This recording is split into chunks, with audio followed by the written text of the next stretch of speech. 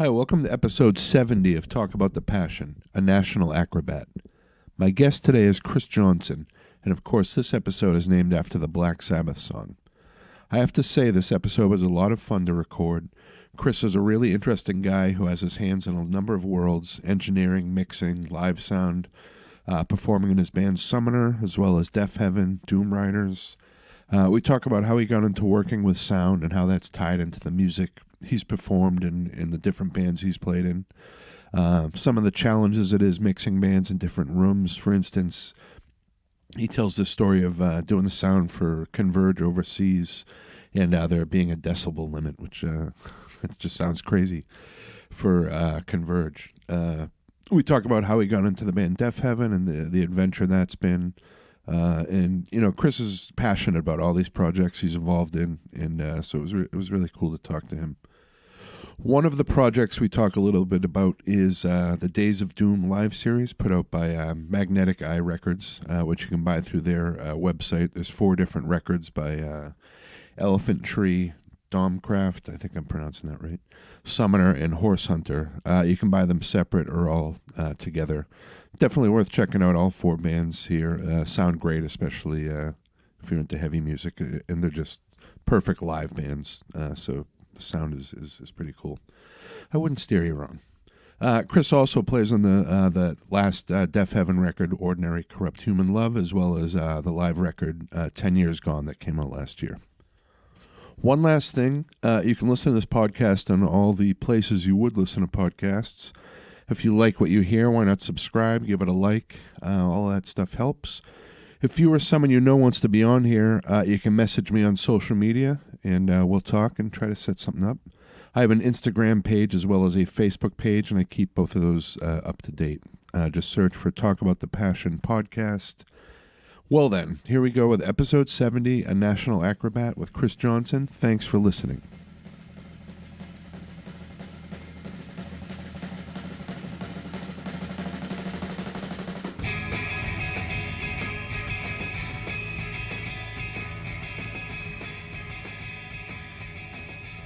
So I'm here with Chris Johnson tonight. We're both in a snowstorm in our respective homes, I guess. And you grew up in Massachusetts? Yeah, exactly. Yep. I grew up on the South Shore in Hanson, down in Plymouth County. There, kind of towards the Cape-ish. Yeah. Okay. And how did you get into music in that area? Well, we kind of, I don't know if everywhere was like this, but we always had the guys that were a couple years older than us in high school, or, when we were in middle school, 12 Cent was the band. There's always some band just a couple years older that you think are like the coolest people in the face of the earth. And then, you start going to VFW shows and that kind of thing. And, you get your little band together when you're 14 or whatever. And, I think kind of organically, like anybody else, it was that sort of thing. And, before I knew it, you start taking some guitar lessons, and then somebody says, "Hey, man, you want to get together and compare notes and see if we can try and do this band thing?" And yeah, what kind of stuff were you listening to? At the time, I was very much into like Rancid and like Operation Ivy and that whole kind of world. That was pretty much my foray into music in general. Was just like, I mean, realistically, like I remember being like, okay, I know I want to play guitar, but I don't really know anything about this instrument. Like, friends had one when we were kids, and I was just like kind of bang on it, and you sort of make some sound come out. You have really no idea how the thing works. Right. And I decided, like when I was 14, okay, it's time. I definitely want to learn one of these things. And I just kind of gravitated towards bass because there was something about Rage Against the Machine, like Evil Empire, that record. I was just like, at the time, I was like, this is, well, I don't know what that instrument is. It's going burp, burp, burp, burp, but that thing sounds fucking cool. Yeah. I'd love to do that. And then, cut to maybe 6 months later, I started getting into Rancid, and I'm like, holy shit, this guy is really, this guy's shredding. This is really cool. At that age, that really spoke to me, I was actually listeing to that Rage album on the way to work this morning. Oh, nice. Yeah, I like that. It holds up, man. Yeah, it holds up. I think I always tell my friends the second and third record are the record. Like the first one's cool, but it's a little played out. But the second and third have some, and it's the bass that's that I love on of that band. Yeah, they got him right out in front there too. Yeah, and we actually had I used to do sound either front of house or monitors, mostly monitors, but at the Paradise, and we had Rage, without Zach there, but with the two other guys singing, and that was cool. That was actually pretty sick. It was pretty cool to just like see, the band in a club that size and kind of be like, oh man, that's the guy, there he is right there. Tim Bob or whatever. Yeah. Now, were there early records you listened to that got you into, like, interested in the sound of how music sounds and it is produced? Oh, that's a good question. I think it kind of came at the same time because it was something about, and again, looking at bass guitar in those records in particular, it was kind of like this. I don't know what this is, but there's something about the sound of this that's really good. Yeah. And I think, it's tough to make a really good song sound bad in production. You have to really kind of fuck it up to, right. I mean, that's not entirely true, but I feel like that's most of the case. So if something you gravitate towards, generally tends to be produced, whether it's produced to like a high standard or the engineer or producer, whoever, just like really captured the energy of the take and, everything's kind of sitting in the right spot. Right. Which is how I would describe something like, like a Rancid record or something that I was listening to at that time. Right. And you could go back in and go, man, this shit actually still sounds like really, really good. And it might be simple, like not even doubled guitar. It's just like a pretty like raw capture, especially with those Rage records. I mean, that stuff, I think a lot of it is live, maybe some overdubs, but it's like one guitar kind of panned to one side. And it's just like four dudes in a room making some racket, and just well executed and well recorded. But, and then on the more embarrassing side of things, again, I was like 14, but I would say something like a Real Big Fish record. Oh, okay. Yeah. Not the coolest music ever, but really, really well recorded. Really, really well recorded. And again, at that time, I was just like, I don't really know what the technical side of any of this is, but it's really doing something for me. So I think I feel like anytime like someone like older people like me give anyone shit for like music or something like Real Big Fish, I just have to say like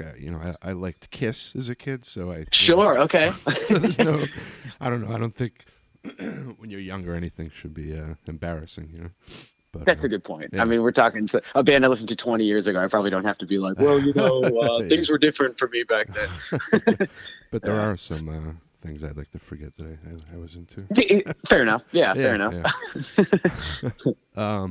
So when you started playing music, were you kind of dialed into that, like making sure your sound was right, or were you more or less banging on the instrument at first? Well, it's that kind of a little of both. I was definitely, like anybody, just kind of banging on it at first, trying to make some sound come out. And I even remember early on, like the guy, my teacher, trying to, because I took lessons to get going, kind of being like, man, you should really like, as a bass player, it's cool. And it's funny because he played guitar. He was a guitarist, but he had like an incredible ear. And I would bring in these Rancid records, and he would like tab out all the figure out what all these crazy bass lines were. Yeah. But anyways, he was kind of like, man, as a bass player, you should really be able to play with your fingers. That's kind of like the important thing here. And I remember kind of quickly being like, okay, I like this. And like, especially if you're listening to punk, you're listening to ska, which means you're listening to reggae, which means you like, tone rolled off, nice thumpy bass stuff as well. But very quickly you're like, man, there's no way to get that really cool punk rock sound without a pick. And then you start kind of figuring some stuff out on your own and kind of going off from, more technical training to just like, how do I hold this thing to make some sound come out, Right. You start kind of following your nose on that stuff. Yeah. But it's funny, like, I don't know, there's I don't know if it's a bass player thing or if it's just a coincidence, but there's like several engineers that I know that are engineers and that started out as bass players, and all of us were the person in the band that would like figure out the PA at band practice and figure out how to maybe make it feedback a little less. And then you're kind of like, oh, I think I understand this shit. And then you're like, well, maybe, just kind of follow your nose on that, getting into sound. My old bandmate Arnie, bass player, he was actually in our band for a long time. So, gotcha. I could see that. Yeah. He's a sound guy. So, when did you start going to see live music? Were you seeing punk stuff, or did you go see stuff when you were way young before that? So it's actually it's interesting. My parents, especially in the '90s, were like through and through country music fans. So my first like couple shows, it was actually at this awesome venue that is still there. I'm like 85% sure in Central Mass called Indian Head Ranch or. Oh yeah. Is that one of Right, those I think it's what it's called. casinos or something out there? Maybe. Yeah, well, no. Actually, it was really wait. cool because it's like an outside amphitheater kind of thing in the woods, and it's like right on a lake. It's such a sick place to have a show. It's awesome. Nice. But so when I was like real young, that's where I got my. I guess Garth Brooks would have been a little too big for that, but most of the names, man, most of the big like '90s countries people would hit that on the circuit, at some point. Nice. And it's not like we went to a million of those, but I definitely vividly remember like the first, couple times being like, this is awesome, Yeah. And then from there, like the first show that I chose to go to, I think the first one was actually a Warped Tour. Okay. And it was probably like in 6th grade or something like that, and we went. And I remember Anti-Flag being the first band that I technically saw play music live. I thought that was okay. Here we go, So again, not the coolest start, but hey, man, you got to start somewhere, Yeah, definitely. And then, of course, from there you start, I remember my mom taking us to see Rancid at the Avalon. Oh, nice. And which is so fun, again, because like, country music through and through, kind of like, quiet lady, not really too crazy or anything like that. And I remember talking about it after like a Thanksgiving or something. And, my aunt was like, "Oh, what do you think of the show?" And she was like, it's kind of like a bad ride at Disneyland where you just, you start and you can't get off until it's over. And you just kind of sit there and then it's over. And I was like, wow, that is a stellar review. So that's awesome. So she was sold, instant fan on Rancid. But yeah. And when did you start playing music more seriously? I mean, it's funny because like with that first band, my like kind of punk ska whatever band, we went on one little tour down to Florida in the summer of like our junior year of high school, which I thought was like the most amazing accomplishment that's ever happened in my life at that point. So it was something about right around there. It was like, man, we've played like about 100 shows with this band now. We've now done like a little a decent out of state tour. Yeah.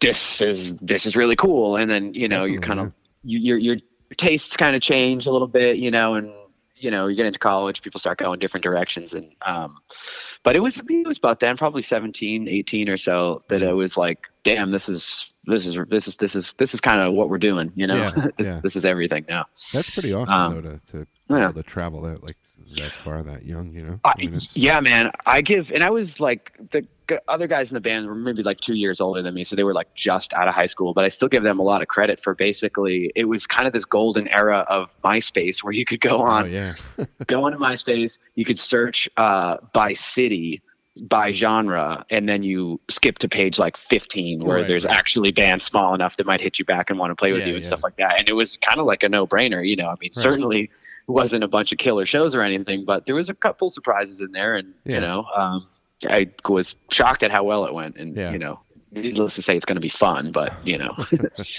people there as well is a bonus. Yeah. And you had a band, Riff Cannon. That's the band that eventually became Summoner. Yeah, exactly. Which is probably the actual answer to that question. Yeah. When did you kind of start taking it a little more seriously? And that was about that time. Okay. And when was that? That was like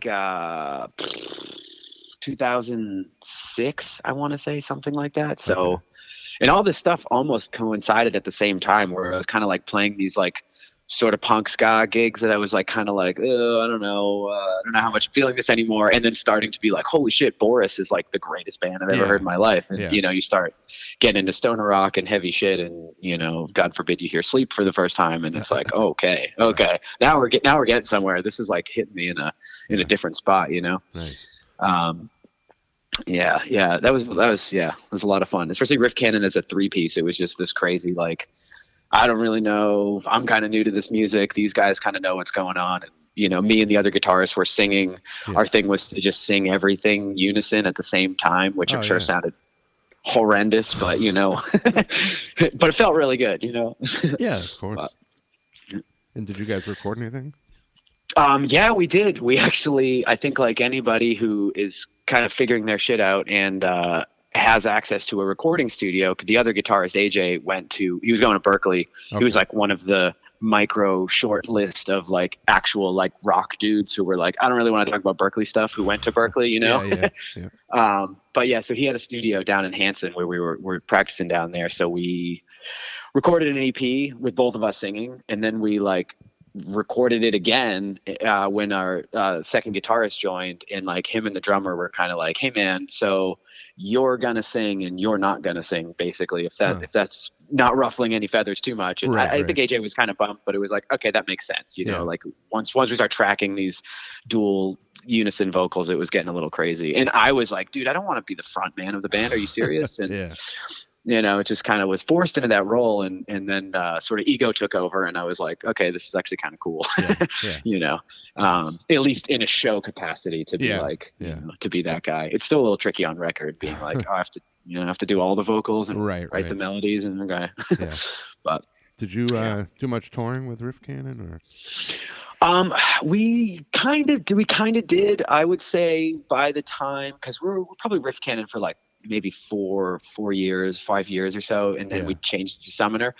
And it was kind of like in that time, like we decided, well, I thought Riff Cannon was a fantastic name, but I came into practice one day and Scott the drummer was kind of like, hey man, so what do you think about the name? And they all kind of chuckled. I could tell they've been talking about it, and I was like, I don't care, man. So we just named it after one of the songs we had at this time. Oh, right. Okay.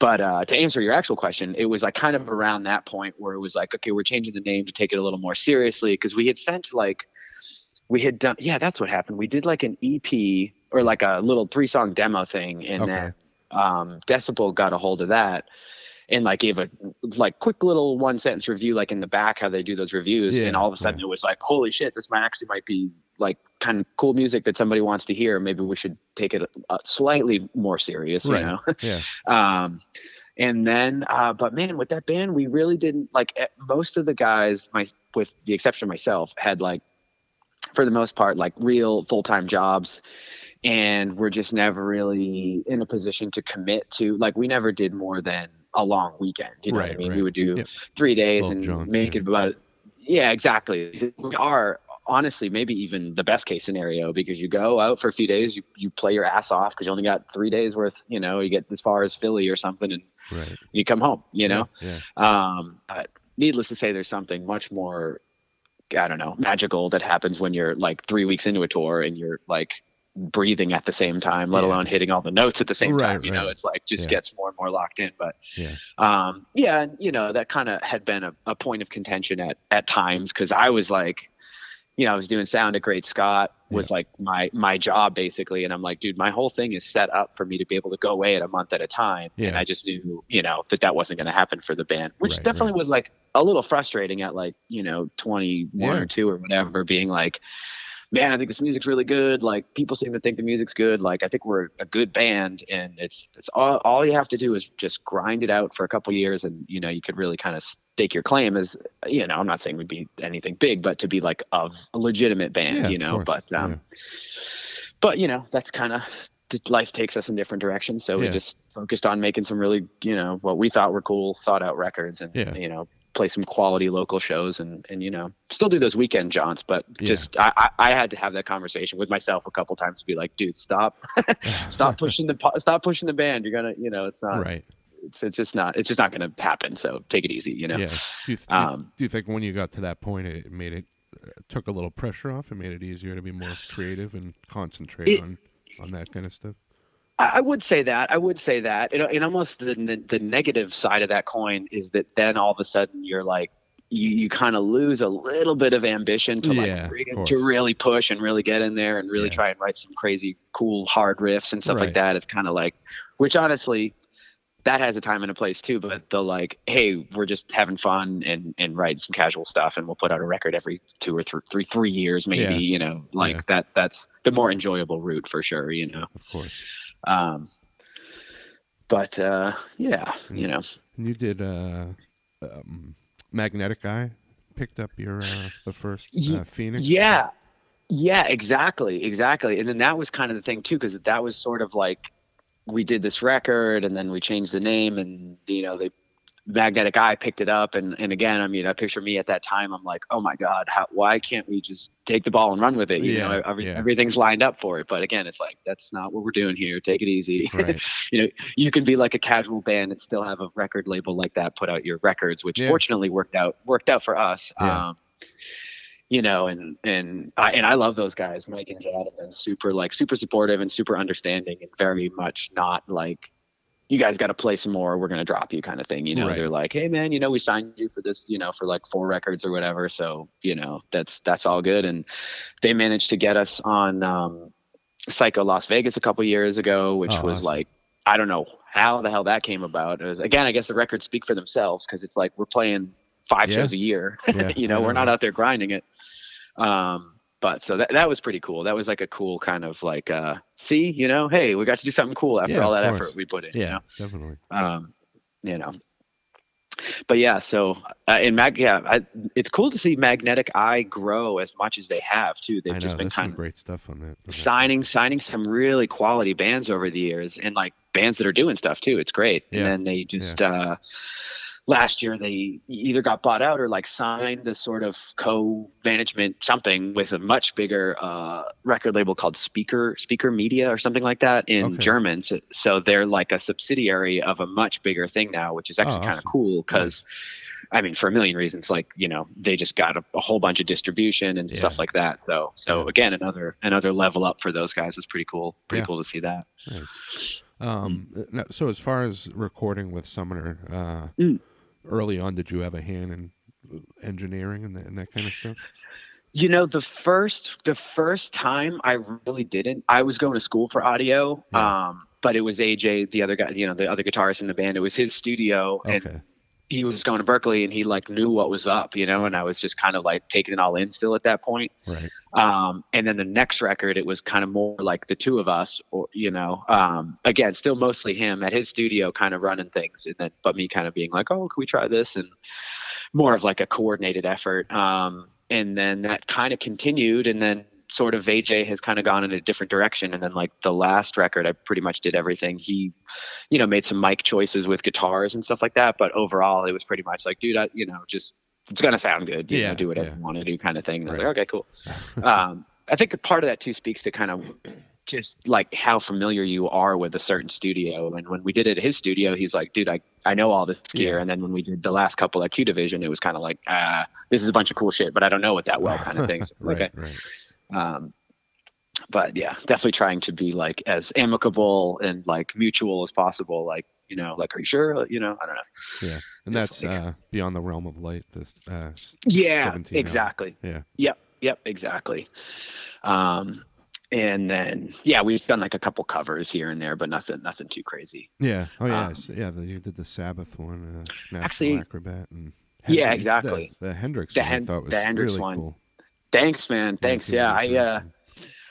I actually went in and listened to that the other day, and I was like, wow, this came out really fucking good. There's an original piece of music in the middle of it. Like we do like a jam. And I was always kind of like, that could have been a song. I don't know.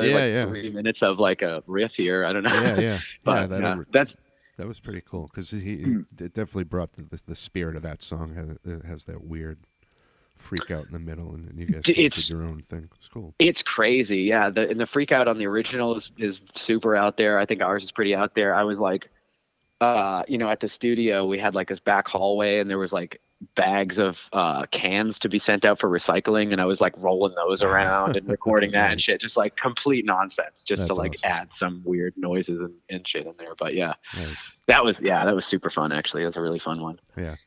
And so you're playing with Summoner. How do you get hooked up with Deafheaven? Was that when they played O'Brien's? I saw them there early, like 2011 or so.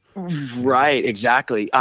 So I hadn't even heard of the band. I mean, I had heard of them, but I wasn't really aware of like who they were or what they were about or really what they were doing or what they sounded like. Right. Until, because I have heard of that legendary 2011 O'Brien's show.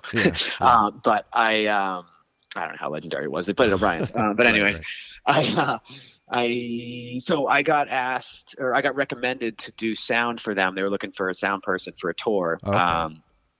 And I pleasantly was hooked up by Steve Brodsky, who I thought was kind of cool because I didn't really know him all that well in Right. 2014. And I was like, oh, cool, great. Okay, I'll That's do it. Yeah, awesome. sure.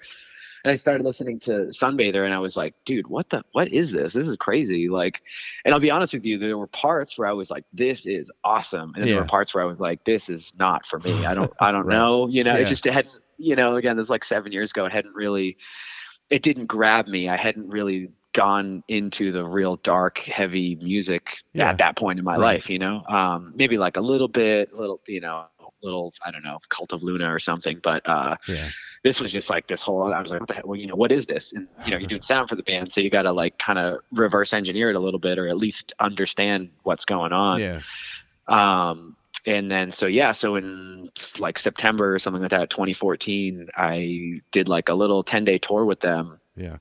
And I was like, this is kind of cool. These guys are like kind of crazy. They were all in full lunatic party mode at that point. Yeah. And they had just been grinding for like 250 shows that year or something. It was like, holy shit. And it showed. Yeah. Yeah. But we, I guess, kind of hit it off. And then I did another couple shows with them. And then I saw, a couple years went by, I went down to South America with them for just like a one-off in Chile, but that was another, like, this is pretty cool Yeah. bonding experience, Right. And then I saw it wasn't even that, it was like January of 2017, I think. I saw them play, because I knew that their bass player had moved to New York, and they're all like either LA or San Francisco, or both based. Yeah. And I saw them playing a show with Mike Sullivan from Russian Circles playing bass for them. Okay. And I was like, what the fuck? I was like, what is going on here? Yeah. Okay. So I immediately was like, are they looking for a bass player? Because I will absolutely put my foot in that door. Like, Yeah. Nobody asked me, but I'm Right. going to speak up anyways. Yeah. And that's like literally what happened. Nobody Awesome. asked me, but I texted them and was kind of like, hey man, what's going on? And, it was kind of like, oh yeah, dude, maybe that'd be cool. Yeah. And then Dan, the drummer, and Shiv, the other guitarist, had a band called Creepers. It's called Heaven's Club now, but it was like their side project. Yeah. And they were coming through playing Bright Music Hall, and I was like, I'm gonna go over there and mix them. And I was even more like, hey, so I've been kind of trying to figure out a song or two, like, what's going on with that? Yeah. And they were like, oh man, that would be sick. And I was like, that's what I'm saying, that would be sick, right? So I don't know, eventually it was like, okay, it's 6 weeks later or something, hey, we've got this tour coming up, like like Carrie was like, can you send me a video of you playing the songs? Right. And we didn't even end up doing that, but I was just like, I got it down. I think I got it. And they sent me the tabs, because they tabbed everything out for when Mike Sullivan had to learn the songs. And it was just like kind of on a wing and a prayer. They were like, all right, man, well, come on, let's see what happens, dude. Yeah. We're going to practice like 4 days before this 5.5-week tour. Right. Kind of like, don't fuck it up sort of thing, Yeah, of course.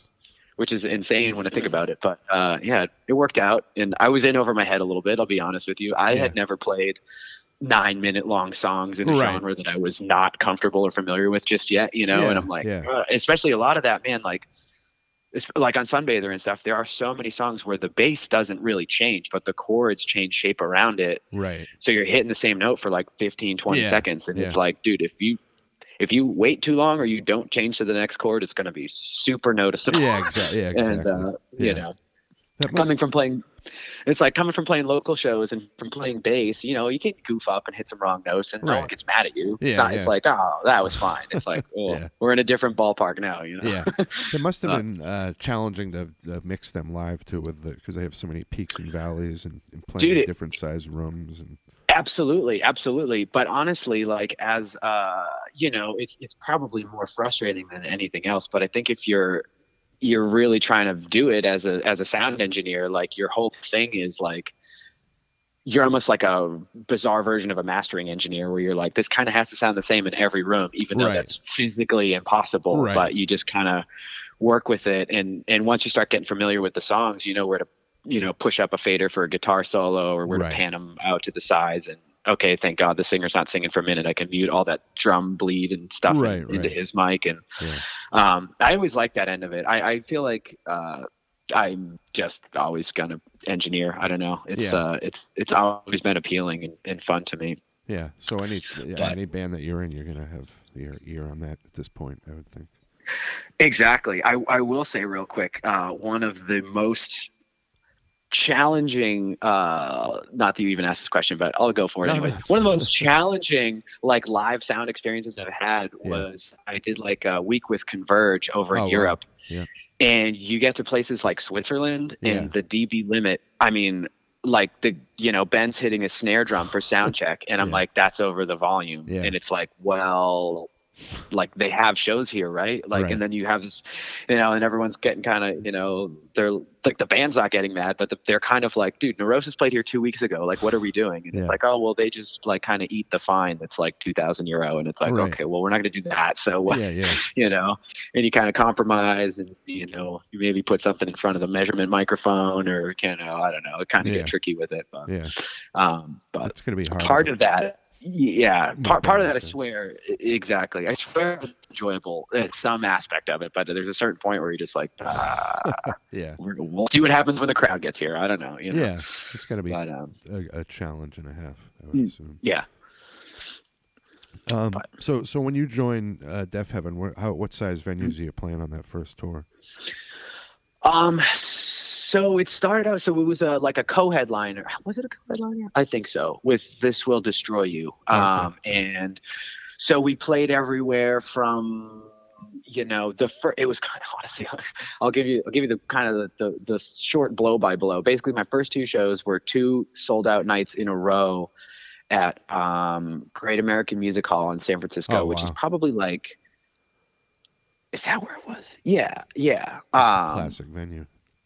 Yeah, exactly. It felt huge, but like reasonable. Yeah. But we played 2 kind of different sets. And again, I mean, like I said, I've never played this style of music before. I've never played this band before. I'm fucking up all over the place. We like had a powwow after the first night. And I was like, oh my God, this is like crazy. Okay. Yeah. All I gotta do is get through this. And then after tomorrow, we'll have like a more normal set list. I can kind of like hone in on this a little bit. But so anyways, those are the first couple nights, and then we're like playing smaller, 200, 300 cap room in Las Vegas, and we're kind of like in our tertiary markets, which is like, thank God, okay, now I can kind of get my bearings a little bit. Yeah. But then on that tour, like we played the Paradise, and that was awesome, especially because I was still working there at the time. Yeah. So and I think that's kind of the scope. You play on the same tour, you'll play a 200 cap room, and hopefully it's sold out, but you don't really know, and then you get to New York and you're playing 1,500 and it's very sold out. And it's interesting to see that kind of peaks and valleys, and just the way that small towns and small cities, you gotta play those too, but yeah, that's almost the interesting thing is like, and again, back to your point as a sound person on these tours, you're like, dude, last night I had like the greatest PA. It sounded fucking awesome. Right. And now here we are. I got like, this one's broken. I got one thing in the corner, and it still has to sound good. Or, God forbid you look at the reviews on Instagram or something. Oh, I know, right? But I don't know. Yeah. Anyways, And Carrie and George have a pretty vision, like a pretty obvious vision of the band that's I think is progressed into something pretty cool, like a lot, like it sort of makes sense when you follow it from the first record through. It does. Do you have any hand in creativity? Do the other members outside of them, like on the so you play on the last record, exactly, Human Love. Exactly. Yeah, I mean, I will say, and part of it might have just been kind of where everybody was when I joined the band, which is like a couple years older. Right. Or at least like when we had started writing that record. And, I mean, not to overshare, but, Carrie had sobered up at that point. George had done the same thing. Yeah. So all of a sudden you're dealing with these like bright-eyed, bushy-tailed guys. Yeah. They're a little less, I don't know, I don't know what the word is. Just a much more like accepting environment. Yeah. And I thought it was going to be a lot of like hand holding, a lot of like, hey man, play this and this, and here's like kind of the bass part that I wrote. Right. But it wasn't that at all. It wasn't Nice. that at all, which I Right. thought was crazy. I was like, holy shit, I get to kind of, and again, I mean, I didn't, because that doesn't sound fun either. Somebody saying, Right. here's exactly what I need you to play kind of thing. Yeah. But I was like, I don't know. I've never done a record with this band. I honestly, I have no idea what to think. And like, to your point, it's very much like in what Kerry said, is he's kind of like, I'm not going to be like an asshole about it, but like, I've kind of been the sort of like, the editing part, the standard of, is this good enough or not, has just kind of, I've just sort of yay or nayed it the whole time, and it's kind of worked out, and I'm kind of like, well, you can't argue with that, Yeah. But yeah, like there's parts on there where like there's little noodly little bass lines that I like was really happy with, and they were like, dude, that's awesome, yeah, do that. Or like, oh, in this part you could do one of your little dude. I was like, oh, Paul McCartney, sure, I'll sprinkle one of those in there, sure. You got it, man. And then even like a tiny little bit, but like a little bit of vocals on the record and stuff like that, I was like, this is like not exactly what I expected to be walking into. So that was cool and surprising, to be honest. I'm still, it was a couple years ago, and I'm still like kind of stoked on how much sort of freedom and like encouragement there was to like, this is, and they were like, not a slight against Steve, the former bass player, but they kept being like, dude, we've never really had a real bass player. Like the previous bass players that we've had have been guitarists that we've just kind of been like, hey man, do you want to play in this tour? And bass, then you want to play some bass, and for lack of, I don't know, dexterity, I'm very much a bass player. That's like my primary instrument, So, of course. But you guys tore that record? Yeah, man, we toured, and that was like, I mean, again, it was a real step up, because when I came into the band, it was like the very tail end of album cycle of New Bermuda. So it was like literally the last tour of New Bermuda. We did a couple little 2-week things here or there. We played somehow we played with Danzig for a few shows, which was very interesting. Nice. And then it was like, boom, now we're into writing the record and then recording the record and all that. So, and then that kicked off the record release tour for that was like their second tour in a bus. The first one, it was out of necessity, because you're chasing a bigger band, you know what I mean? You just kind of go, okay, I guess we'll eat all this, money that we have to. But this was kind of like, okay, we're going to sort of push it out there a little bit more. We're going to try to like have a light show and have like a big backdrop and just kind of like push it and make it bigger. And, that first tour on OCHL was awesome. I will say that it was really cool. It was a summer tour. It was kind of long, but like, and like our friend Stevie, the drummer's girlfriend, was there the whole tour on the bus with us, and like kind of girlfriends came and went. It was like, it felt like a summer camp tour. Nice. It was like really cool. And we had our friends filming and stuff. So just kind of shenanigans with that, and sending the drone up around the, we're down in El Paso, and cameraman's like sending his drone around near the U.S. border, and he's getting these like error messages on his camera, and all of a sudden or his phone, and he can't control the drone anymore. Just like shenanigans like that. Good-hearted fun. We had a lot of good-hearted fun on that tour. Did you tour outside of the country on that too? Yeah, that's what I was gonna say. So from there, it was like, we did a couple full U.S. tours. Went to Europe. We came back. I think we did another U.S. tour. That's right. That was with Dive. That was straight into man. Oh my God. Now I'm remembering all this. Yeah. Okay. This is like kind of block some of this out. We did like 6-week tour in the US. We're home for like 2 weeks. Did 5 weeks in Europe. We're home for 3 days, and then did 4 weeks in the US. Damn. And needless to say, in the back half of that US tour, I was just like, oh my God, is this the life? This is kind of crazy, man. And we kind of had gone down. We went from like the glamorous, ooh, we got this cool bus, like summer tour with all our friends around, to like in a Sprinter in a van in Europe, which is cool. That's fine. Hotels and all that. It's great. I mean, you sleep like 3 hours a night, but it is what it is. Yeah. And then the last couple tours, we've taken out one of these bandwagon things, which is like it's cool. It's like an RV, but it's a box truck with a bunch of bunks in it is what it is. Nice. And it handles like that. Yeah. So, but yeah, after all that, it was just like, whoa, okay. But you could I was relieved to see that I was far from the only person that was like, dude, what are we, how the hell are we still on tour? Like, what are we doing out here? Yeah. But then, you do all that, and then you get to go to the really fun, interesting places. Not that those aren't fun and interesting, but like, like we went, yeah, that's right. So then last year, no, not last year. I keep saying that. Last year didn't happen. I know, There right? was no last year. So I every know. time I say that, it's like, dude, you mean 2019? Yeah, it's weird. But we did. We went down to New Zealand and Australia, and Oh, that was nice. needless to say, that was incredible. Yeah, Came back and did a co-headliner with Baroness in the U.S. That was awesome. yeah, Those guys are great. yeah. Obviously, an incredible band. Oh, yeah. Really sucked. The shitty thing about a co-headliner is that you kind of switch back and forth who's Oh, yep, headlining yep. each night. Needless to say, those nights after them was just like, dude, man. And, Going on they've out got all there. this Yeah, stuff sonically, like all this production, and they yeah, sound like $1,000,000, and we're still just five guys out there with a couple guitars and stuff trying to make it sound like, yeah, yeah.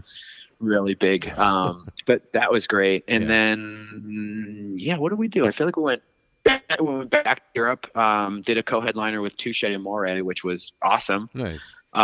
Another band definitely didn't know personally. I wasn't super familiar with their music, but just an awesome band, and Yeah. they do pretty well over there. It was cool Nice. to see how well they went over, Yeah. and to kind of share our audiences. And again, like confuse when they were headlining and we played right before them, you could tell who was there for who. Right, right. Yeah. Some confused looks when we're playing blast beats and stuff. Yeah. Which is how it goes being in Yeah. this band. You know. Yeah. But yeah, then we did Asia, and it was crazy. We did the Philippines and like Japan, and a couple shows in China and Thailand. All these places I definitely had never been before. Yeah. So That must have been that great. was the like, okay, cool. This is the kind of the other side of the coin after you've been grinding it and grinding it. Yeah. Still grinding it, but just in a really strange and interesting and different place. So Better things to look at, and yeah, exactly. Yeah, all of a sudden everything. Oh my God, that street light looks crazy. It's everything right. is so foreign. Cool. In, But, in the middle of this, the Deafheaven gets nominated for a Grammy. yeah, exactly. What was it? And you went to that, right? Yeah, we got to do the whole thing. Needless to say, the fact that this band, let alone with a 14-minute long song, getting nominated for a Grammy, I was just like, it's amazing. Yeah. I was like, dude, you can't even play that on the radio. What are we even talking about? It just seemed like this whole world that I'm like, how are their eyes even on us? This is like completely insane. Yeah. So that was a very cool text message to wake up to. Yeah. Pretty crazy. And then, So yep, we got the nomination. That was obviously completely insane. And then we got to go to the Grammys, which was completely insane. Yeah. I say completely insane. It wasn't. It was just the most fish out of water experience I've had in my life. Yeah. All went by pretty quickly. Yeah.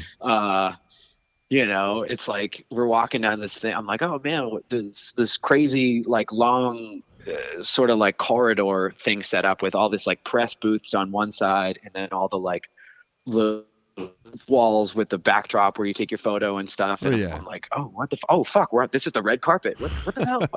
I thought they'd like let us in the back door or something, like. So that was very unexpected and really cool to kind of get that treatment. But it's very funny how quickly the like people that maybe so like we've got our like publicist press person, and she's kind of walking us around, and she's like, oh, okay, I've got this band Deafheaven here. If you want to do a quick interview, and they'd be like, oh, what are they nominated for? And it's like, oh, best performance of a metal song. And you could just see the person be like, oh, no. Like, no, this isn't for them kind of thing, we're like, okay. So that was a little bit of, like kind of take you back down a peg, which is good. That's what you want. Yeah. And of course the metal category, like the classical category and international, is all not televised. Yeah. So you're like, okay, this is a little more reasonable. It's still completely fucking insane because it's a Grammy, you know what I mean? Yeah. And honestly, as needless to say, disappointing as it was to not get it, to have High on Fire be the band that took it, I was like, I dude, know, right? Yeah. Hell yeah. I was like, that's like a lifetime achievement award. They have like 12 records, I don't know. Yeah. And I had done a tour. I was doing sound for Doomriders, and we did a tour with High on Fire, so I got to know those guys a bit. And Alyssa, Matt Pike's wife, is a really good friend of mine. We actually played her basement as Riff Cannon, I think, if I'm not mistaken, in Philly. Oh, nice. So it's kind of like, wow, cool, great, it's those guys. Like, yeah, that's incredible. You know what I mean? And dude, the acceptance speech was so funny. Pike was just like, I don't know, you never gave a shit about us the last 20 years, so but thanks, I guess, kind of thing. And I was like, whoa, that was great. Okay. That's awesome. Yeah. And the little, they have like a little it's the Grammy pre-party, but they have like a party thing the night before, which was just like pretty cool. Again, extreme fish out of water, especially for me. I mean, at least those other guys have kind of got a little bit of this stuff, but I'm just the goofy guy from Boston. Like, oh my God, like, look at so-and-so, you know? Yeah. But so, I don't know. Yeah, it was cool. It was very cool. And then we immediately went right from there to New Zealand, and it was just like so crazy. Yeah. It was a whirlwind few weeks right there. Yeah, I bet, right? But, yeah. And then, so 2020 happens, and so you're what have you done the last? I know you did these live series, but throughout the year, like at the beginning of when this started happening, did you have stuff planned, like tours with any bands or recording? Man, did we ever? We canceled it was like a full ass tour. It was over 6 weeks. And we canceled a 6-week tour. Oh. It was our it's kind of silly, but I get the concept. It was what was it called? 10 Years Gone is what we called the live record. Yeah. It was basically 10 years of the band having released music. So essentially it was the 10-year anniversary of the demo, which is kind of cool, but you don't really bill it as that because what does that even mean? You know? Right. But it was this big, like I had learned Vertigo, which is like a 15-minute long song. Like we'd learned a bunch of the back catalog in preparation for this tour, which is actually kind of cool. And sort of being like, wow, this is interesting playing the stuff from way back when it's like a screamo, black metal. I don't even know what kind of band, you know. Something else, something different. So long story short, exactly. We were like 4 days out from, I think I was less than that. I think it was like I was supposed to fly out on Friday. Yeah. And by like Wednesday night, it was like, oh, no. This pandemic isn't going to be done in 6 weeks. Or, you know, we're pulling the plug for now. Hopefully like the fall, it'll be all good or something. You know, that's what everybody was saying in early March at that point. I know. It is. But yeah, man, we had that. We had some like unannounced stuff that I think has been rescheduled that I probably can't name particularly, but we were going back to Australia. Nice. We were going to play. So we had like a grueling tour, and it was smaller venues. It was 2 nights in a lot of these cities, kind of different set list each night and stuff. Again, we like put a lot of work into this 10-year anniversary tour. Right. And then, so yeah, we had back down to Australia. We had a couple Europe dates, and I was stoked because I'm, you know, ever since even I've been doing sound for bands and shit, it's like the travel aspect is like almost half of the motivation to keep doing it, you know. Yeah. So we were supposed to play like we're gonna play Moscow. We were supposed to play Istanbul. Wow. Yeah. I was just like, holy shit, that sounds crazy, you know. And okay, hey man, it'll be there, it'll come back. But so we had big ass tour, a couple decent paying festivals, all of this stuff because we were about to get off the road for a few months. Right. To like write another record and hopefully record the record and stuff like that. Yeah. Which is still in the works now. I've flown out there a couple times. Oh, okay. Hopefully, you know, we're getting there. We're getting to the point where we're probably going to have to put out a record before we can tour, I think. Yeah. But maybe it won't come to that. I don't know. But I think it's like, and then that's kind of what a lot of these bands are faced with right now. Like Touche, I mentioned them. They put out a record in the fall that was done. I think they were going to like do a record release like pretty much in the spring when the shit hit. So you're just like, holy god damn it. So you sit on it for a few months and then you're like, we have to put this thing out, you know? Yeah. You know, put out the record and then see what next year looks like kind of thing. So we were at least fortunate enough that, you know, didn't happen. But I don't think this thing was convenient for anybody, but you look at how inconvenient it was for some is definitely worse than others. Like Chelsea Wolf, man, they were over in Europe already. So they had already, you know, they ate the plane tickets and everything. They were over there rehearsing in like a rented out facility, you know, with their European sound and lighting people and stuff, you know. They were probably like a few days or a week in or something, you know, I'm sure it wasn't a week, but they were a few days in over there, wherever. And all of a sudden it's like you have to now fly back to the US, which, oh, cool. They like tripled the cost of all these plane tickets and stuff too. Yeah, So it's yeah, like, you look at the nut and you're like, dude, did we just lose like yeah, $40,000 yeah, as like a conservative estimate? Like, yeah, yeah, for sure. yeah. Like, It's fucked up. and it's not, it's not even missed money. It's like these are bills that you Yeah, owe yeah, yeah, yeah, because you didn't get to make the money. So, yeah, exactly. so And I it's really can't complain, but yeah, yeah, yeah. but I It's will. So, yeah. and it's something I've talked about with some of the other artists I've had on here in the last few months is when this all sort of comes back, it's going to be kind of a logistical nightmare, like having like so many Man, bands are going to want to tour, but there's only so many venues and absolutely. booking, so it's going to be a long process, which sucks for people that do this for a living as musicians or people that work at this, as you Yep. know, so many people are affected by this, not just the actual musicians. Yeah, exactly. And I mean, you hit the nail on the head, the logistical nightmare of like, what does routing even look like Yeah, now? yeah, Especially once you talk about this, the small venue in the small city, it's like, oh, well, that's definitely not there anymore. So it's yeah. like, okay, well, we skip those two entire states, we don't play Right. Kansas at Yeah, all. right. It's like, but what I think happens, and maybe I'm just looking at the glass being half full kind of thing, is like I have a feeling that, where are you based out of, by the way? I'm in Rentham, like right by Rhode. I'm from the North Oh Shore. yeah, I grew up in gotcha. Swampscott and Salem in that area, but I live down here now. Gotcha. I thought you were like very local. I was just Yeah, making yeah, sure, like yeah, when I say things like the Paradise or whatever. yeah, yeah. Of But course, yeah, yeah, because I mean, if you look at all, you look at all the clubs that we lost this year, yeah, it's crazy, yeah. And I mean, some of them, like unfortunately, Great Scott was, I think, was kind of on the chopping block Yeah, anyways, and yeah, this was just the death blow. yeah. It looks like they're gonna get that other location They at are Regina, nice. though. I don't Oh, want them awesome. knocking on wood Right, there.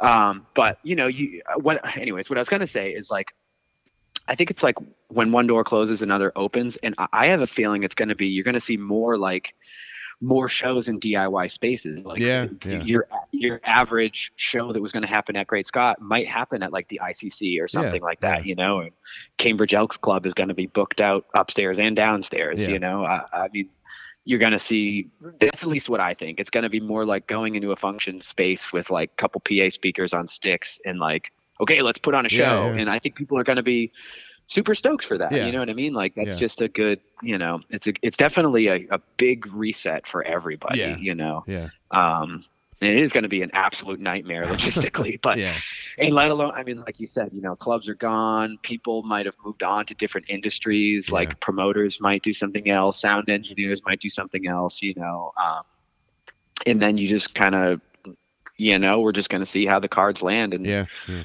yeah, I think a lot of people have sort of, I'd like to think at least, been keeping in touch and making sure, hey yeah, man, you yeah, still good? Like, are yeah, yeah, that only goes so far, but I think it's important. And I think part of that too is like, I am doing okay if I really think about it. And right. I am definitely still all about this life now that I think Yeah, about it, yeah, like, yeah, yeah, I'm going to keep being a promoter. Sure. Or like, whatever your job was. yeah.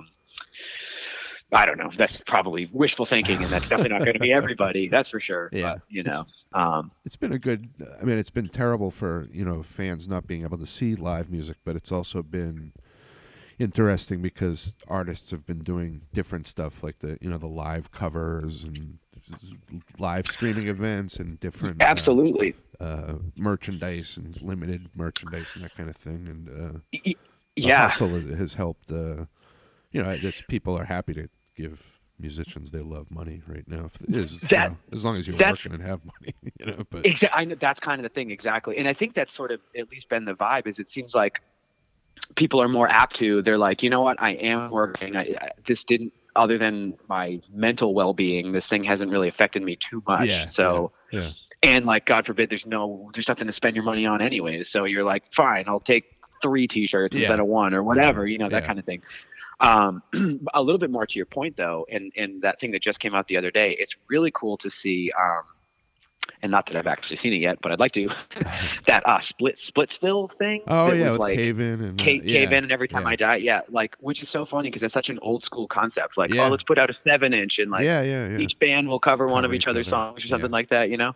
And it looked like it went really well for them. Like I saw like I saw a bunch of like positive feedback on online and stuff, which is awesome. So I think it's like anything, and especially in the music industry or like in any kind of like art related industry, it's like the hustlers are the ones that usually make it. You know what I mean? And I think this is really, you know, it's gonna be unfortunate and kind of a little bit unfair that it seems like it's only the hustlers that are going to survive, but it definitely will kind of sort out, for good or bad, you know, kind of where people are at, and you know how much things really matter to them, you know. But awesome. And you did this. Did you record all these? You did this series of live records, the Day of Doom. Oh yeah. Elephant. Yeah, that was pretty cool. Yeah. So, and that was pretty, as an engineer, it was pretty cool to be like, well, this is one fell swoop of like 4 albums that are going to vinyl. Like, hell yeah, that's sick. And it was a little like, I wouldn't say haphazard, but it was kind of like, yeah, man, we're going to like, you know, we're going to go down there and we're going to have the show and like, we'll record it and stuff. And I was kind of like, okay, well, like, what do you need from me, sort of vibe, you know? And, you know, we got there and it was a little crazy, like any show is, let alone a show at St. Vitus. And it was just like, I'm going to put these mics up and it's going to tape for, you know, my computer, but I'm not 100% sure what this is going to sound like, but I've recorded in this room before. I'm going to point all the mics at the sun, and I'm sure it's going to be fine. And fortunately it was. And, you know, the band's killed it, honestly. Dude, that, you know, it's tough to play favorites, but I will say that Horse Hunter one is like phenomenal. That band is so good. And what a weird blend of like really like oppressive, brutal, like kind of black metal influences. I wasn't familiar with them. I wasn't either. And I was kind of like, you know, okay, Magnetic Eye, I kind of have an idea of maybe what this band sounds like. I'm sure they're, you know, kind of stoner rocky or whatever. And I was just like, this is fucking awesome, man. Holy shit, you know?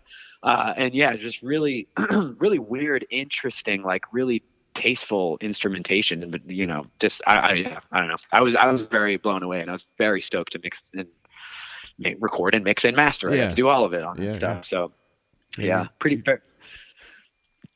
I was going to say, you had posted on social media a while back how I think there was one Friday where there was like 4 or 5 records that came out that you had a hand in.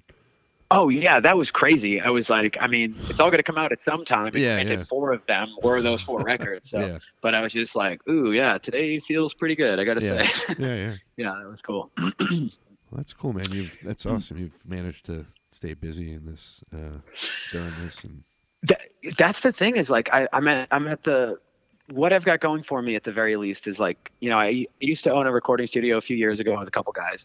We broke that up. I have a house in Brighton, and I've just like kind of put all the gear down there, and it's worked out that like I've mostly, honestly, with the big bump from being in Deafheaven, just a little bit more visibility.